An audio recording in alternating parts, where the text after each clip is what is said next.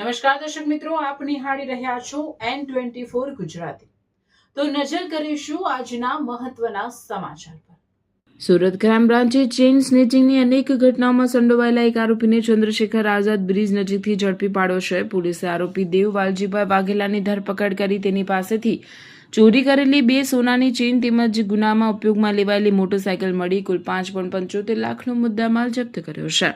Police પૂછપરછ દરમિયાન આરોપીએ શિંગણપુર અને પાલ પોલીસ સ્ટેશન વિસ્તારમાં નોંધાયેલા 2 ચેઇન સ્નેચિંગના ગુનાઓ કબૂલ્યા છે।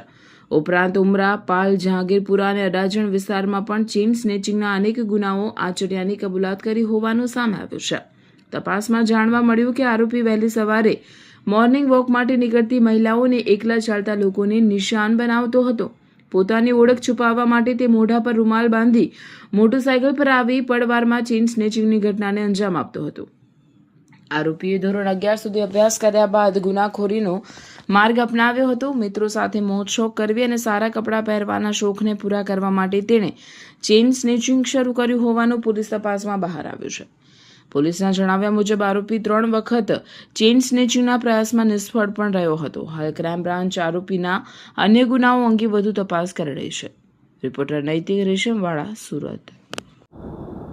સુરત શહેરમાં અષાઢી બીજની રથયાત્રા અનુસંધાને સુરત ક્રાઇમ બ્રાન્ચની અલગ અલગ ટીમો પેટ્રોલિંગમાં ઘણા સમયથી રહેલી હોય છે અને આ દરમિયાન તેઓ નાસ્તા ફરતા આરોપીઓ, ઓર્ગેનાઇઝ ક્રાઇમ અને જુદા જુદા ગુનાઓના વોન્ટેડ આરોપીઓ અને અનડિટેક્ટ ગુનાઓની તપાસમાં રહેતા હોય છે। આ દરમિયાન ગઈકાલે ક્રાઇમ બ્રાન્ચના પોલીસ ઇન્સ્પેક્ટર જે પટેલ અને પીઆઈ જે ગોસ્વામીની ટીમને એક ઇન્ફોર્મેશન મળી હતી કે જે ડભોલી સિંગણપુર પોલીસ સ્ટેશનમાં 10 સાથે એક ચેઇન સ્નેચિંગનો બનાવ બનેલો છે અને આ ચેઇન સ્નેચિંગના ગુનામાં દેવ યોગેશભાઈ વાઘેલા જે રાંદેર એરિયામાં રહે છે એને કરેલો છે અને એ ચંદ્રશેખર આઝાદ બીચ તરફથી આવવાનો છે અને વેડ રોડ પર ક્યાંય જવાનું છે। આ બાતમી આધારે ક્રાઇમ બ્રાન્ચની ટીમે એને ગઈકાલે પકડી પાડ્યો।